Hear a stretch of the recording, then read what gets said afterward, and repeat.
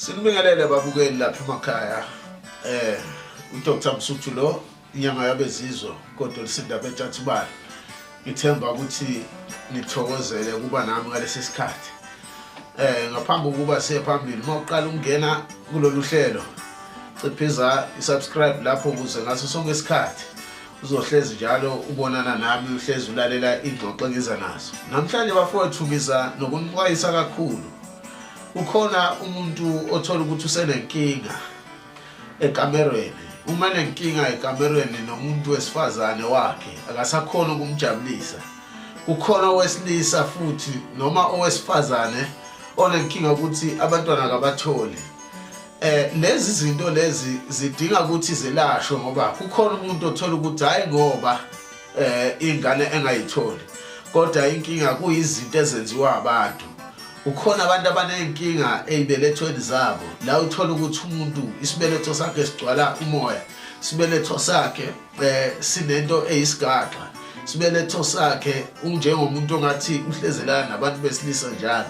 Uthola lento manje isigcina semdalela isidina nakubantu besilisa akazwana nabo. So ngithi ke njengamanje la siphethe imbiza ezikwazi ukunceda umuntu ngaleyo ndlela. Kunembiza yami engiyibiza uMajubothando. La uMajubothando okwazi ukuthi asize abantu abangasakhona ukujabula ekamerweni, abantu abangasakhona ukujabula ngokuthi abantwana ababatholi. Kunabantu ke manje uthola ukuthi manje ugcina sehamba ezoyohlinzwa isibeletho, akhishwe igaxa ngaphakathi, kanti inkinga lento isizona igaxo zemvelo. Kuyizigaxa zabathakathi abahamba beze benilumbe besebenzisa into efana nezimpahla zenoma izinsila zangezansi. So kukhona uMajubothando la ekhaya la esikwazi ukuthi khona umuntu uma exakekile ngokuthi unenkinga efana nale sithi akayithathe lembiza ayiphuze noma ayikhathe, lokho bese kuyakhona ukuthi kumsize. Ngiphinde ngibuye lana ke indaba yethu imfishane kakhulu namhlanje. La sikhuluma ke unamadoda axakekile othola ukuthi induku ayisakhona ukuvuka kahle. Njengoba induku ingakhona ukuvuka kahle, unenkinga yokuthi lo muntu mhlawumbe usebenzisa amaphilisi kakhulu. La maphilisi awasebenzisayo lawo kuthiwa awokuvusa imizwa. Ngifuna ningilalele kahle ke ngane kwethu. Amaphilisi lawo mahle, a-wrong a-right. Kwesinye isikhathi a-right, kwesinye isikhathi a-wrong. Kodwa mina ngizothi a-wrong ngesizathu esukuthi amaphilisi mawaphuza afike la maphilisi lawa ayivuse imizwa. Kodwa inkinga la ikhona mbukeli wami. Uba nenkinga ukuthi la maphilisi afike avule imithambo la kowesilisa, ayivule imithambo ukuze akwazi ukuthi iphefumule ngendlela ekuyiyona ngoba isuke idrakekile induku yomuntu wesilisa. Ngalesikhathi idrakekile le nduku yomuntu wesilisa sekuyashintsha ke uma engasawasebenzisi la maphilisi. Le mizwa yakhe ayisafuna ukuphakama ngendlela, le mithambo yakhe ela edodeni bakhe bese iyakhathala. So kudingeka ukuthi lo muntu njalo ahleze athola la maphilisi kuze azokwazi ukumsiza. So ngengane zakwethu ngila ekuthenini izinto ezifana nalezo kufuneka uyidraine lento ngoba uma seyiphila isikhathi eside kuwena kuyenzeka ukuthi igcine le mizwa yakhe ingasasebenzi isidalo, kube sengazuthi uloyiwe kanti awuzange uzuloye. Khona kuMajubothando wabantu besilisa, la abantu besilisa bekwazi khona ukuthi bayiphuze lembiza bephinde beyichathe. Umuntu kuya ngokuthi ke inesikhathi esingakanani lento im-affecta emzimbeni wakhe. Ngane zakwethu lapho nisahlele emakhaya niphinde nikhumbule ukuthi nihleli nayo uDr Msuthu inyanga yabezizwe le umzimba ukhala amathamba amanye amadoda ebhodukisi.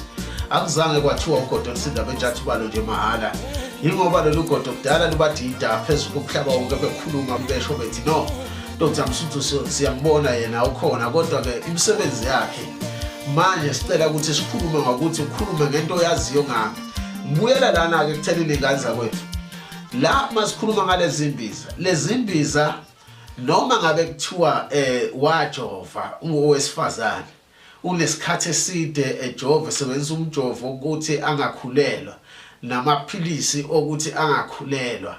La maphilisi ke uMajubothando ufike awadraine ngoba kuyenzeka ukuthi umuntu wesifazane a-prevent ethi uma i-preventa igcine lento isi-affecta lenzalo yakhe esikhathi i-affecta inzalo lento yokupreventa ekugcineni kwakhona abantwana kasabatholi mayesethi uthola umyeni awufuna kumlobola noma amthathe amenze umfazi amenze umakoti ekugcineni segcina manje sexayekile so ukhona uMajubothando uyokusiza kakhulu ekuthenini kudrainwe leyo lokho kufo kungaphakathi noma ngabe unelumbo umntana sekhaya noma ngabe wacushwa kodwa uMajubothando uyofika kulekelele lapho uma ngabe kukuthi ilumbo lakho li strong kakhulu kuyodingeka ukuthi uthathe inamba ufike ekhaya sikwazi ukuthi sikusize lapho nalapho ubona ukuthi uxakeke khona ziningi izinto ke ezixaka abantu baseningizimu Afrika ngenxa yokuthi bona